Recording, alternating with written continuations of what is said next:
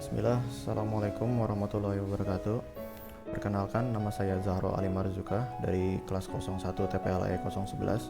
Pada sore hari ini saya akan menerangkan penjelasan tentang materi OS atau Operating System, biasa disebut sistem operasi. Berikut adalah rincian materinya dari materi OS. Yang pertama adalah pengertian dari OS itu sendiri. Sistem operasi atau disingkat OS dari operating system adalah perangkat lunak yang berfungsi sebagai penghubung antara perangkat keras hardware dan aplikasi yang dijalankan oleh pengguna. Sebuah perangkat lunak sistem yang mengatur sumber daya dari perangkat keras dan perangkat lunak. Istilahnya adalah si OS ini adalah yang menjembatani antara user pengguna dan hardware dari sebuah perangkat. Berikutnya adalah fungsi utama dari si sistem operasi adalah untuk mengelola sumber daya komputer seperti CPU, memori, perangkat input atau output, dan menyediakan lingkungan yang memungkinkan pengguna untuk menjalankan program-program mereka dengan cara yang efisien dan mudah. Beberapa tugas kunci dari operating system termasuk manajemen memori, penjadwalan proses atau scheduling, manajemen berkas, kontrol akses, dan komunikasi antar proses. Berikut adalah posisi penggolongan dari si OS ini. Bisa kita lihat dari OS adalah dari si OS ini posisinya berada di atas dari hardware. Ini hardware berada di posisi paling bawah. Jadi OS ini berfungsi untuk menjembatani antara hardware dengan user dan beberapa partian-partian lainnya. Apa sih maksud dari ini? Ini kan ada user, saya sebagai pengguna. Biasanya menggunakan application atau software seperti ini, contohnya dengan mengklik ini dan akan terbuka browser seperti ini.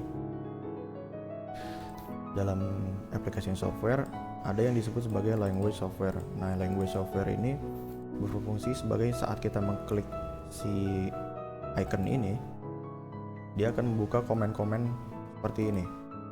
Contohnya saat saya ingin membuka si Spotify, dia akan pergi ke direktori AppData, roaming, Spotify, dan Spotify.exe. Nah, proses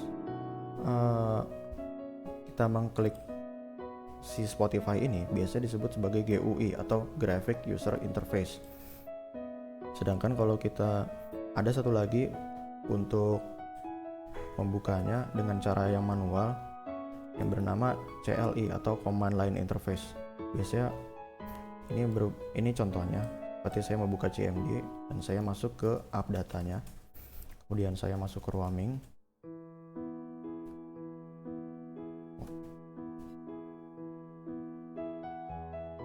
kemudian saya masuk ke Spotify dan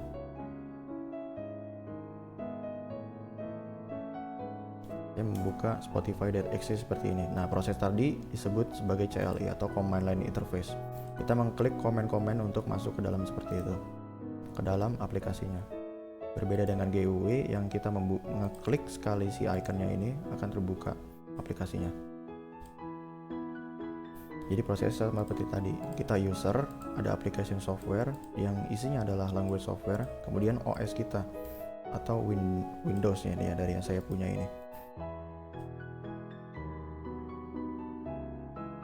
Berikutnya adalah hardware. Perangkat keras utama atau hardware pada komputer atau laptop terdiri dari beberapa bagian. Seperti contohnya adalah motherboard. Motherboard adalah papan sirkuit yang berfungsi sebagai tempat komponen-komponen komputer atau laptop seperti prosesor, hard disk, RAM, dan lain sebagainya, atau kabel-kabel lainnya. Biasanya disebut sebagai motherboard. Jadi tempat untuk komponen-komponen tadi ya. Berikutnya adalah RAM atau Random Access Memory, merupakan perangkat keras yang berfungsi untuk menyimpan data maupun instruksi yang dilakukan oleh si prosesor. Dan data atau penyimpanan yang disimpan itu bersifat sementara atau tidak lama gitu. Jadi saat komputer di restart, si data tersebut akan hilang gitu. Berikutnya adalah prosesor. Prosesor merupakan IC yang mengontrol seluruh jalannya sebuah sistem komputer. Bisa dibilang si prosesor ini adalah otak pada sebuah komputer karena bertugas melakukan perhitungan maupun pemerintahan program yang akan dilakukan oleh si komputer tadi. Selanjutnya ada hard disk atau HDD, merupakan perangkat keras komputer yang berfungsi sebagai media penyimpanan sekunder. Beda hard disk dengan RAM adalah jumlah dari penyimpanan yang dia tampung dan berapa lamanya data yang bisa dia tampung.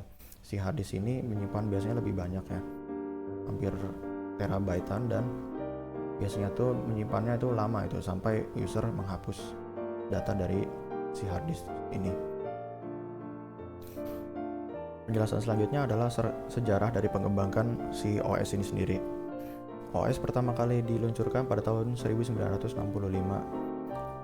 Nah, OS pertama itu bernama Unix, adalah sebuah sistem operasi komputer yang diawali dari proyek Multi-CS.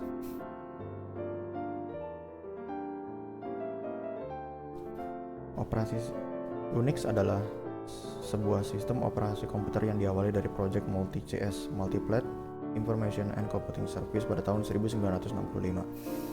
Berikutnya adalah MS-DOS atau singkatan dari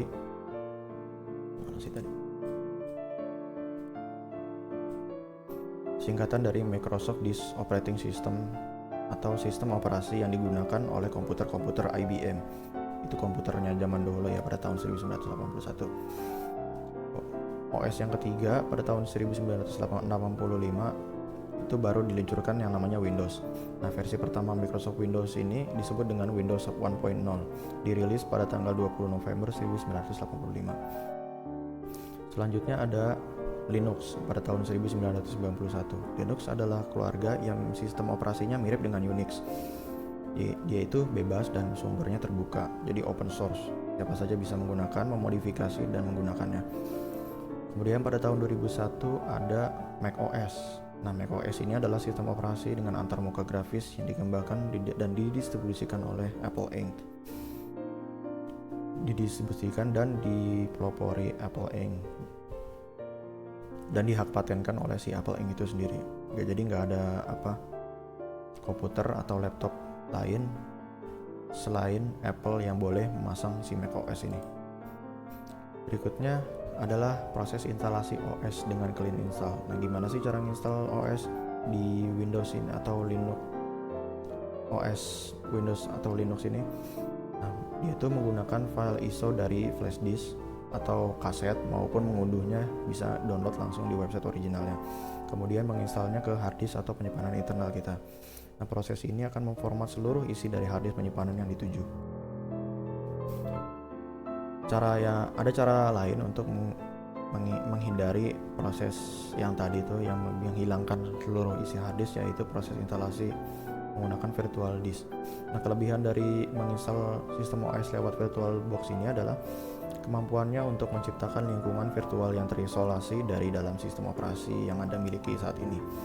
Jadi ini tuh memungkinkan pengguna untuk menguji berbagai OS, mengembangkan perangkat lunak, atau menjalankan aplikasi yang kompatibel dengan OS yang berbeda tanpa memengaruhi sistem utama mereka.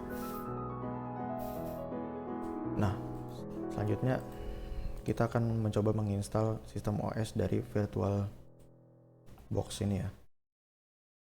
Gimana sih cara menginstal sistem OS dari operating system yang sama? Oke, pertama kita mengklik new, lalu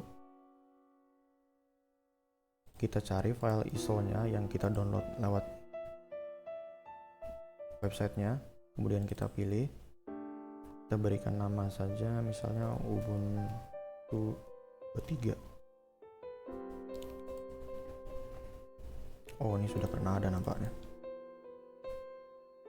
Ubuntu Zahro misalnya. Kita klik next, username-nya kita ubah dengan nama saya.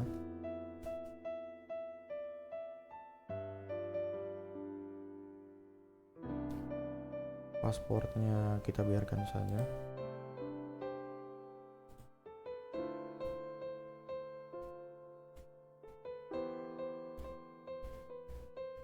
Kemudian kita klik next, dan ini untuk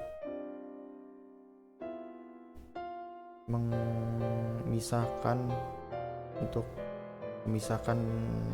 apa ya istilahnya ya? Jadi ini tuh bakal menggunakan sebagian dari memori kita untuk menginstal si OS-nya ini di Windows yang sudah ada gitu. Jadi bukan mereplace, lebih ke kita menyisihkan beberapa memori atau prosesor core yang kita miliki agar si OS-nya ini dapat terinstall bersamaan dengan Windows yang sedang dijalankan. Berikutnya kita klik next. Kita pilih yang dual core saja dan RAM-nya 2 GB. Kita alokasikan untuk si OS Ubuntu-nya ini. Kita buat virtual disk 25 GB. Next saja, kemudian finish. Nah, itu sedang proses instalasi Linux-nya. Kita tunggu saja.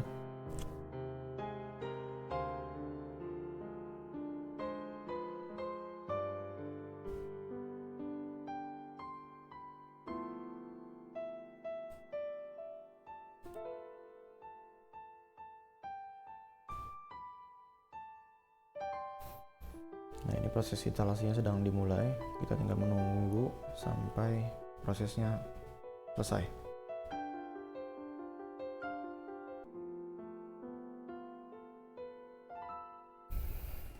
Oke, prosesnya sudah selesai. Kemudian kita setting. Kita mulai setup. Pilih language typingnya US. Next. Oke, siapa? Kita skip dulu aja. Time zone-nya kita pilih yang ada aja, Jakarta. Mana ya? Kita skip dulu aja. Akunnya, full name-nya Zahra.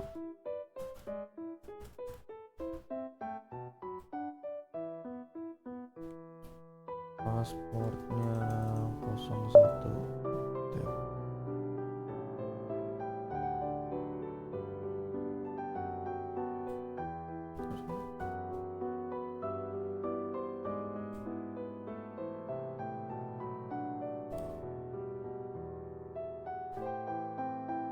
Start using Ubuntu.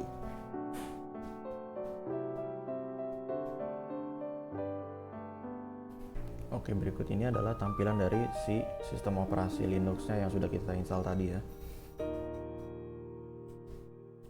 Jadi di sistem operasi yang pertama kita yang Windows, kita menginstal sistem operasi lagi di penyimpanan virtual ya, bernama VirtualBox tadi yang terisolasi dari penyimpanan internal kita. Nah, berikut adalah tampilan dari si Linux Ubuntu-nya.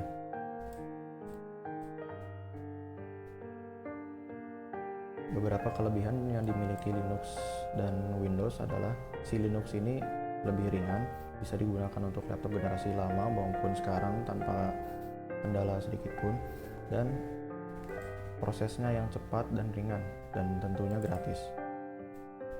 Dan si operasi Linux ini biasanya menggunakan lebih ke CLI ya, jadi command line interface. Jadi kalau kita mau membuat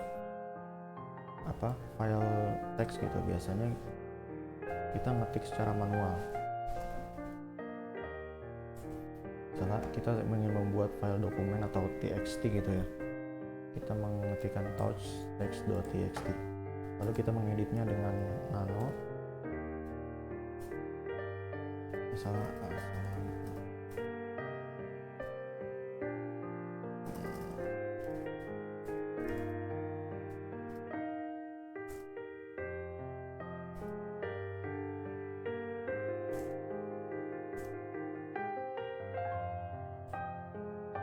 kemudian kita save. Mana ini save-nya?